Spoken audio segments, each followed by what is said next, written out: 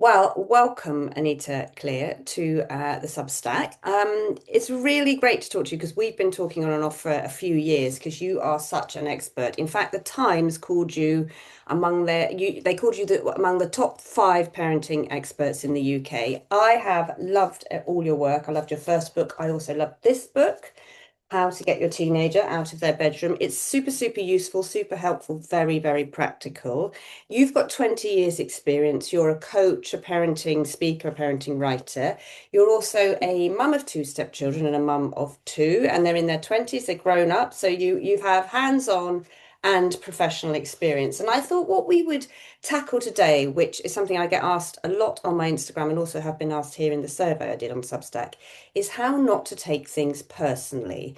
Particularly when your children are older teenagers, so almost adults, and when they're kind of adult children. I think at that point, when they're kids, it's quite easy not to take it personally. Well, it's easier not to take it personally, but as they get older, it does feel a bit more personal. So, could we start from your point of view on what you think is going on at this particular developmental stage?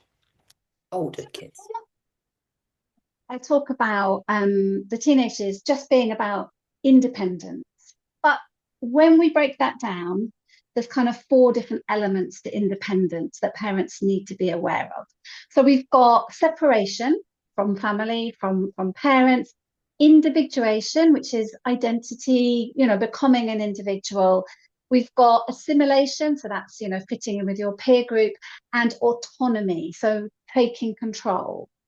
And that all sounds great. The problem is each one of those actually has, a rejection element for parents. Each one of them means, our kids are pulling away from us and saying, if you don't like it, I don't like it. If it's part of your values, it's not part of mine. And finding ways to separate and individuate. So it is a time of intense feelings on both sides of that equation. And I think we underestimate when you've spent, it might be 12, 18 years pouring all of your love and care and energy into this human being or this group of human beings, and they turn round and just basically quite brutally push you away. It's not surprising it hurts and that we get all the feelings. And it is a time of huge feelings for parents. And one of the other things I've learnt, which I'm sure you know as well, is that sometimes they're worse to the people they love the most because they're testing out their feelings and also they feel safest with you. And that's sort of for older teenagers and really adult children living at home. They feel that you've given them a safety. That's right, isn't it? Yes, but also the other adults in their lives, whether that's teachers, coaches, uncles, aunts, they're not the people they need to separate from. It's us.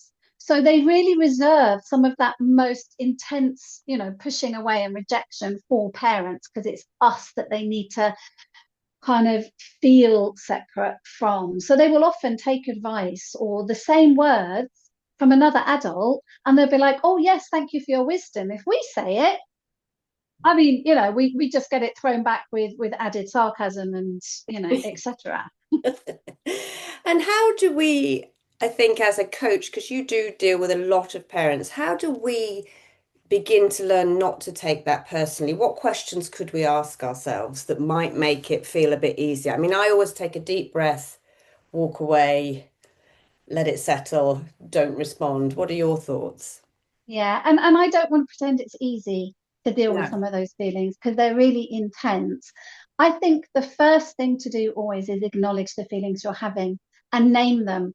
So being able to go, oh, I'm angry, or I'm hurt, or, I'm worried, simply being able to label, this is the feeling I'm having, gives us that moment of a little bit of distance to then do the next stage, which I think is really important, which is not just to stick with the feeling, but to go to your thoughts, because thoughts and feelings go together. And quite often we fuel those big Yeah. feelings with some thinking traps like, catastrophizing or, comparing, all of those thoughts or beliefs that are like, well, they shouldn't do that. And that makes us angrier. Whereas if we can identify those thoughts as well, we can go, okay, I'm feeling angry because I'm worried and I'm worried because they're behaving like this, and I'm scared that they are going to, that's going to ruin their entire lives. This is what's going on. So being able to reflect on that